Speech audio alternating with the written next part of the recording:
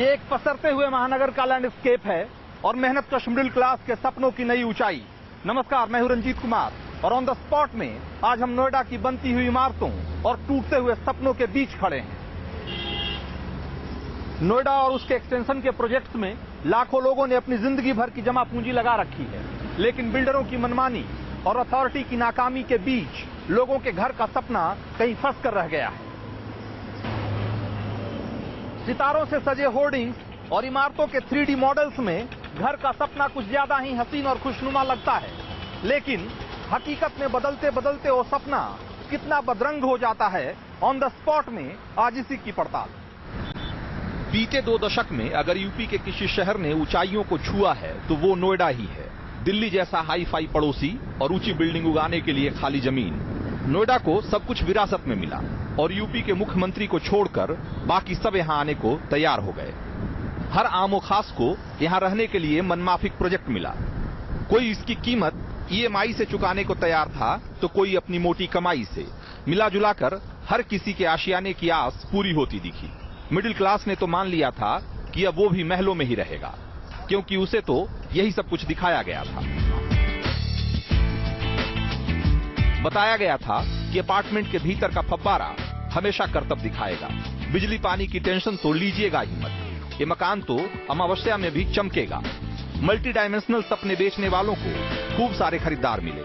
ऐसे ही कुछ खरीदारों को लंबे इंतजार के बाद अपने अपने फ्लैट का पोजीशन भी मिल गया। ये अलग बात है कि इनके अपार्टमेंट में फव्वारा बेसमेंट में फूटता है और इसी फव्वारे का पानी ये पीने के लिए मजबूर हैं और इन्हें अब पूर्णिमा में भी अमावस्या का एहसास होता है। बिजली तो रहती ही नहीं है, सिर्फ जनरेटर का ही सहारा है।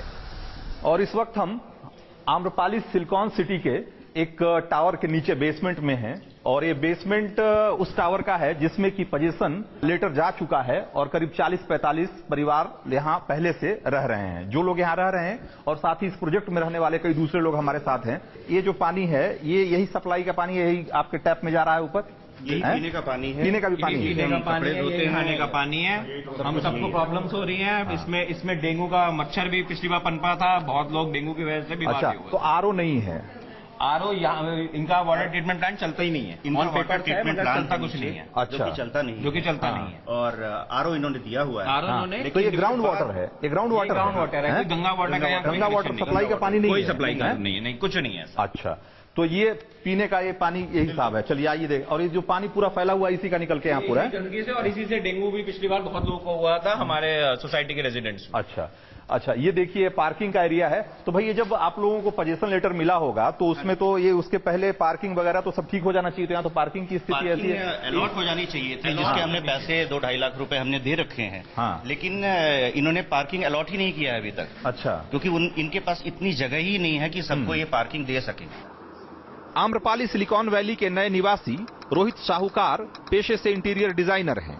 इन्होंने अपने हुनर से अपने घर को तो संवार लिया है, लेकिन बाहर की सूरत इन्हें परेशान करती है।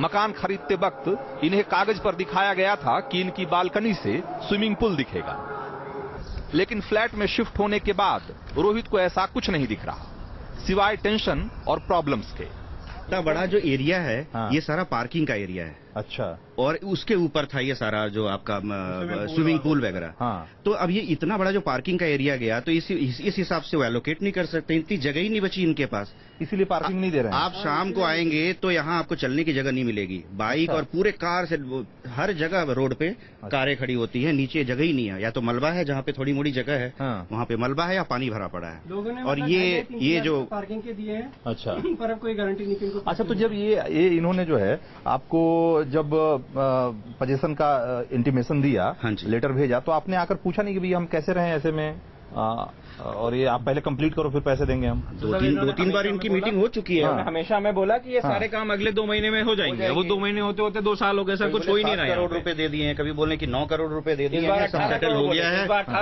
और ये अथॉरिटी आएगी और ये 1.5 महीने में खत्म हो जाएगा। उन्होंने सारा पैसा दे दिया अथॉरिटी को, और ये उनकी जमीन है, जबकि यहाँ कुछ ऐसा होता हुआ नहीं देखा। मैं और कहना चाहूंगा, मोरोवर आप देख लीजिए, आप हो सकता है कि बिल्डर को जब यहाँ से ये हटा दे तो आप संभवतः देखिए देखिए एक नया टावर खड़ा कर देगा। अच्छा, हमको तो ये लगता है कि मतलब अगर ये हट भी जाता है ना तो हमारे लिए कोई उम्मीद नहीं है, क्योंकि यहाँ के लोग हैं वो रहने के आदी हो गए इस समय कि भाई स्विमिंग पूल नहीं मिला अब हमको। बट आप देखिएगा कि जब भी ये छूटेगा ना तो हो सकता है कि बिल्डर एक नया टावर खड़ा करे। बड़ी इमारतों पर खतरे भी बड़े होते हैं। आगजनी जैसी घटनाओं से निपटने के लिए बड़ी बिल्डिंगों में खास इंतजाम करना कानूनी रूप से जरूरी होता है। आम्रपाली की इस बिल्डिंग का इंतजाम देखिए। यहाँ आग बुझाने के लिए लगाई गई पाइप्स का आपस में कोई कनेक्शन ही नहीं है। अब ये जो पाइप है, हाँ, ये इधर से भी खुला हुआ है, उधर से भी खुला हुआ है। टाका लगे हुआ था और खुला क्या है? बस टिका दिया गया नहीं, और मुझे लगता है ये इससे जुड़ा हुआ भी नहीं है। जुड़ा हुआ नहीं है, कटा हुआ ही नहीं, तो दिख रहा ही नहीं है, उसमें छेद भी नहीं है, छेद भी नहीं है उसमें। पाइप लगा दिए और ये सारे केवल टाके लगाए हुए हैं, कोई सील नहीं है, पानी नहीं है यार। इसका मतलब ये है कि ये तो पूरी तरीके से खिलवाड़ है, इसमें कभी भी पानी नहीं आ सकता। इसमें पानी आएगा, कनेक्शन पानी आएगा तो पूरी बिल्डिंग में पानी भर जाएगा, हमारे घर के अंदर पानी घुस जाएगा। सिंबॉलिक है कि लगा दिया है आपने। हाँ, कि हमें एनओसी मिल जाएगा, अथॉरिटी से एनओसी मिल जाए। इसमें प्रेशर पंप बैठना है, प्रेशर पंप नहीं है नीचे। हाँ, हॉस पाइप जो होते हैं, हाँ, वो नहीं है।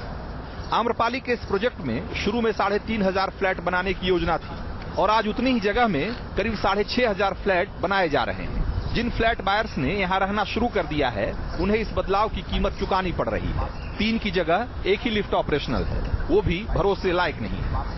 आप किस फ्लोर पे रहती हैं? मैं 10th फ्लोर पे रहती हूँ। अच्छा, 10th पे। तो ये लिफ्ट वगैरह की स्थिति कैसी है? लिफ्ट की स्थिति बहुत ही खराब है यहाँ पे। हाँ। कभी कभी आवाज आती है गड़गड़ाहट की, जैसे मुझे लगता है कि अभी वो बस टूट ही जाएगा। हाँ। और कितनी बार मेंटेनेंस है, हम लोगों ने कंप्लेन किया है बट कोई रिस्पांस नहीं है। हाँ। कभी कभी लाइट जाती है तो लिफ्ट बीच में लोग फंसे रह जाते हैं, बच्चे के साथ में आती जाती है। अच्छा। बड़ी परेशानी होती है। मतलब तुम भी लिफ्ट में फंसी हो कभी? एक बार। अच्छा, कितनी देर के लिए? 5-6 मिनट के लिए। 5-6 मिनट के लिए? हाँ जी। अच्छा, तो अकेले थी और भी लोग थे साथ में? साथ में मेरे साथ मेरी दोस्त थी यशप्रीत। हाँ, तो डर गई होगी तब तो तुम? नहीं। डरी नहीं? मेरा एक्सपीरियंस। अच्छा, आदत हो गई। अरे इसका एक्सपीरियंस है। कितनी बार फंसी हो तुम? 5-10। तो अब डर नहीं लगता? पहली बार फंसी तो डर लगा था? आम्रपाली ग्रुप का ही सफायर हाउसिंग प्रोजेक्ट भी इन्हीं दिनों सुर्खियों में रहा। पहले सोशल मीडिया पर उपजे आक्रोश और फिर सड़क पर प्रोटेस्ट के बाद ग्रुप के ब्रांड एम्बेसडर MS धोनी ने किनारा कर लिया। आधे अधूरे प्रोजेक्ट्स और पोजीशन देने में लेट लतीफी ने नोएडा के लाखों लोगों को परेशान कर दिया है। बताया जा रहा है कि जमीन का पैसा नहीं चुकाए जाने की वजह से ज्यादातर बिल्डर्स को अथॉरिटी से ऑक्यूपेशन सर्टिफिकेट नहीं मिल रहा। बगैर ऑक्यूपेशन सर्टिफिकेट के फ्लैट की रजिस्ट्री नहीं हो सकती। और तो और इस सर्टिफिकेट को हासिल किए बिना कोई बिल्डर किसी फ्लैट मालिक को पोजीशन लेटर भी नहीं दे सकता। अथॉरिटी के मुताबिक नोएडा में कुल 127 प्रोजेक्ट्स पर काम चल रहा है। इनमें से 86 प्रोजेक्ट्स को ऑक्यूपेशन सर्टिफिकेट नहीं मिला है। इन्हीं में से 24 प्रोजेक्ट्स के 50,000 से ज्यादा खरीदारों को रजिस्ट्री करवाने में दिक्कत हो रही है। इसके अलावा 80,000 से ज्यादा परिवारों को आने वाले वक्त में रजिस्ट्री करवाने के दौरान मुसीबत झेलनी पड़ेगी। इन 127 प्रोजेक्ट्स पर अथॉरिटी का करीब 7,200 करोड़ रुपया बकाया है। ऑक्यूपेशन सर्टिफिकेट जारी करने से पहले अथॉरिटी की टीम बिल्डिंग का मुआयना करती है। बिल्डिंग को सभी जांच से गुजरना पड़ता है। पार्किंग व्यवस्था से लेकर लिफ्ट तक की जांच की जाती है ताकि खरीदार को नए घर में किसी तरह की दिक्कत का सामना न करना पड़े। इस बीच फंड की कमी से जूझ रहे बिल्डरों ने बगैर ऑक्यूपेशन सर्टिफिकेट हासिल किए फ्लैट मालिकों को पोजीशन लेटर जारी कर दिया ताकि कुछ पैसे इकट्ठा हो जाएं। किराए और EMI की दोहरी मार झेल रहे लोग भी आनन फानन में इन आधे अधूरे अपार्टमेंट्स में शिफ्ट हो गए। आज इन लोगों को सुविधाओं के लिए भटकना पड़ रहा है। बिल्डरों और अथॉरिटी के बीच चल रही नूरा कुश्ती का खामियाजा हर तरह से एक आम फ्लैट बायर के लिए ही भारी पड़ रहा है। NTPC में काम करने वाले संकल्प श्रीवास्तव और उनके दोस्त आलोक त्रिवेदी ने नोएडा के ही 120 सेक्टर में एक प्रोजेक्ट RG रेजिडेंसी में फ्लैट बुक कराया था। उनके मुताबिक तब उन्हें बताया गया था कि इस प्रोजेक्ट में सिर्फ 1500 फ्लैट ही बनेंगे, लेकिन बिल्डर ने तमाम नियमों को ताक पर रखकर पूरे प्रोजेक्ट का नक्शा ही बदल दिया। फ्लैट की संख्या भी बढ़ा दी और ग्रीन एरिया घटाकर उसकी जगह नए टावर की तैयारी शुरू कर दी है। संकल्प और बाकी फ्लैट मालिकों ने इसके खिलाफ अथॉरिटी में आवाज उठाई, जिसकी वजह से इनके फ्लैट का इंतजार और लंबा खिंच गया। संकल्प का आरोप है कि बिल्डर उन पर अपनी शिकायत वापस लेने के लिए दबाव बना रहा है। मैंने फ्लैट जून 2011 में बुक करवाया था। आज 5 साल हो चुके हैं, मुझे घर नहीं दिया जा रहा जानबूझ के, सिर्फ क्योंकि हमने बिल्डर के जो इलीगल काम थे, इलीगल कंस्ट्रक्शंस थे, उसके बारे में नोएडा अथॉरिटी को हमने कंप्लेंट करी। मोर देन 60 लोग थे जिन्होंने ये कंप्लेन की थी। बिल्डर ने कहा के पास उनकी कॉपी आ गई। बिल्डर ने कहा सर हम आपको तो पोजीशन नहीं देंगे, आप नोएडा अथॉरिटी जाइए, जाके अपनी कंप्लेन वापस लीजिए, हम नोएडा अथॉरिटी से वेरीफाई करेंगे कि आपने कंप्लेन वापस ली है कि नहीं ली है। लगभग 7 महीने हो गए हैं उस कंप्लेन को दिए हुए। जिन जिन लोगों ने मजबूरी में आके वो अपनी कंप्लेन वापस ली है उनको तो पोजीशन मिल गया, जिनको आप ऊपर देख सकते हैं। जिन्होंने अभी भी अपनी कंप्लेन वापस नहीं ली है उनको बिल्डर ने पोजीशन नहीं दिया है। अथॉरिटी और बिल्डरों के बीच के इस खेल में फंसकर रह जाने वालों की तादाद बहुत ज्यादा है। नोएडा के सेक्टर 96, 97 और 98 में यूनिटेक ने अपार्टमेंट्स और कोठियां देने का वादा किया था। लोगों ने अच्छे लाइफ स्टाइल के लिए अपनी गाढ़ी कमाई इस प्रोजेक्ट में लगा दी। यूनिटेक को जमीन अलॉट हुई थी 2006 में। 2007 में इसका काम शुरू हो जाना था और 2013 तक लोगों को घर की डिलीवरी मिलनी थी, लेकिन 2016 में भी लोग इंतजार ही कर रहे हैं। इसी बीच अखबारों में एक विज्ञापन देखकर ग्राहकों का माथा ठनक गया। अखबारों में नोएडा अथॉरिटी ने एक पब्लिक नोटिस निकाला जिसमें साफ लिखा था कि यूनिटेक बिल्डर को दी गई जमीन का अलॉटमेंट ही रद्द हो सकता है, क्योंकि यूनिटेक ने अथॉरिटी का पैसा नहीं चुकाया है। यूनिटेक को जमीन के 1622 करोड़ रुपए देने थे। साल 2006 में एडवांस के रूप में 483 करोड़ रुपया जमा कराया गया। बाकी 1139 करोड़ की 10 किस्तें हर 6-6 महीने में चुकता करनी थी। आरोप है कि बीते 10 साल में यूनिटेक ने जमीन की एक भी किस्त नहीं चुकाई, बल्कि LIC से भी इस प्रोजेक्ट के लिए 183 करोड़ रुपए का कर्ज ले लिया। यूनिटेक ने न नोएडा अथॉरिटी का बकाया दिया और न ही LIC का कर्ज चुकाया। बिल्डर ने पिछले 10 सालों में एक फ्लैट भी नहीं बनाया। जमीन नीलामी का पहला नोटिस LIC ने दिया, जिसके बाद ही अथॉरिटी को अपने बकाया रकम की याद आई। ऐसे में बिल्डिंग फ्लैट के लिए पैसा दे चुके बायर्स को समझ में नहीं आ रहा कि वो क्या करें। इस टोटल प्रोजेक्ट में करीब 700-800 अपार्टमेंट्स हैं जो कि लॉन्च हुए हैं और कुछ प्लॉट्स हैं। अभी तक मोटा मोटा बिल्डर ने करीब 1000 से 1500 करोड़ रुपए बायर से ले लिया है और इस प्लॉट की कीमत है करीब 1500 करोड़ जो नोएडा अथॉरिटी से टेंडर के थ्रू ये जीता था। उसमें सिर्फ 400 करोड़ रुपए इसने नोएडा अथॉरिटी को दिए हैं। 95% पेमेंट ये 2010 तक ले चुके थे। उसके बाद अभी तक इसमें पिछले 2 से 2.5 साल के कंस्ट्रक्शन बंद है। इसमें कोई काम नहीं हो रहा, कभी ये मिलने को तैयार नहीं होते। हम इसमें पहले नेशनल कंज्यूमर कोर्ट में मजबूरन हम लोग इकट्ठे होके गए। हम EMI भी दे रहे हैं, बैंक से लोन ले रखा है, उधर हम इसकी घर का रेंट भी पे कर रहे हैं।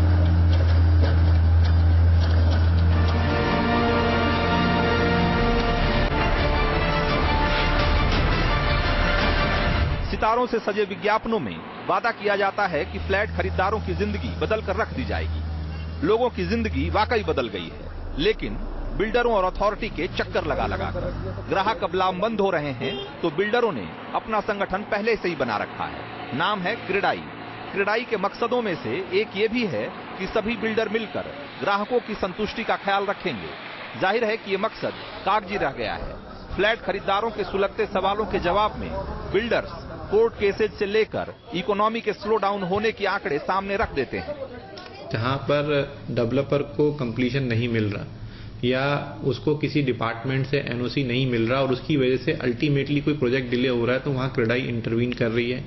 किसी बाईलॉज की इंटरप्रिटेशन गलत हो रही है या किसी बाईलॉज में कोई चेंज कराना है, तो वो हम वहां पर हेल्प कर रहे हैं। उधर बायर्स की मीटिंग डेवलपर से कराना या बायर्स का कोई कम्युनिकेशन गैप है जिसमें डेवलपर उसे मिल ही नहीं रहा है या डेवलपर किसी क्लॉज का गलत इंटरप्रिटेशन कर रहा है, उसके पेनल्टी नहीं मिल रही है या इंटरेस्ट नहीं मिल रहा है या मकान में दी गई सुविधाएं उसको नहीं मिल रही है, तो इस सब जगह जो है क्रेडाई जो है एज ए मीडिएटर का रोल कर रही है। फ्लैट खरीदने वालों के लिए राहत देने के मामले में सरकार भी कुछ कोशिशों के बाद मुंह फेर लेती है। सालों तक लटके रहने के बाद ही real estate regulation and development bill pass किया गया, लेकिन इसे अमली जामा पहनाने में अब भी वक्त की दरकार है। लेकिन सवाल उठता है कि क्या इस कानून के आ जाने भर से ग्राहकों के अच्छे दिन आ जाएंगे?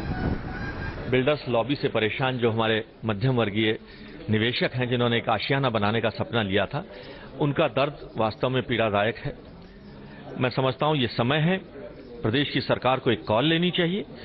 बताया जाता है कि नोएडा ग्रेटर नोएडा में फ्लैट खरीदारों के आशियाने पर संकट के बीज 2009 में ही बो दिए गए थे। जमीन की कुल कीमत का महज 10% जमा कर सभी को बिल्डर बनने का मौका दे दिया गया।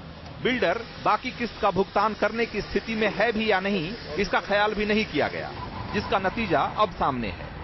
ऐसा माना जा रहा है कि 2009 से 12 के बीच जितने ग्रुप हाउसिंग प्लॉट आवंटित हुए उतने तो 2009 से पहले पिछले 25 सालों में भी नहीं हुए थे। जानकार मानते हैं कि इस आदेश के कारण बिल्डरों की बाढ़ आ गई। Noida phase 3, Noida greater Noida expressway और ग्रेटर नोएडा वेस्ट के ज्यादातर आवंटन इसी दौरान हुए। बिल्डरों ने जैसे तैसे 10% रकम जुटाकर प्राधिकरण से जमीन खरीद ली, प्रोजेक्ट लॉन्च कर बुकिंग शुरू कर दी, खरीदारों को दिखाने के लिए कुछ काम भी शुरू कर दिया, बाकी पैसा ब्रांडिंग और शानो शौकत पर खर्च कर दिया। नतीजा सामने है, बड़े बड़े ब्रांड एम्बेसडर निकल लिए और अब खबर है कि अथॉरिटी बिल्डरों को बकाया रकम हिस्सों में चुकाने की सहूलियत दे रही है।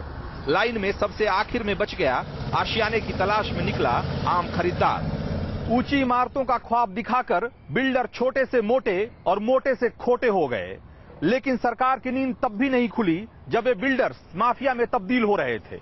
अब आप अपने 2 BHK और 3 BHK में गृह प्रवेश का शुभ मुहूर्त निकलवाते रहिए। ये बिल्डरों का प्रॉपर्टी प्रपंच है, आपके सारे पंचांग पर भारी पड़ेगा। ऑन द स्पॉट में आज इतना ही। मेरे सहयोगी मनीष झा और नीतीश कुमार के साथ मुझे दीजिए इजाजत। अगले हफ्ते मिलेंगे फिर किसी और स्पॉट पे।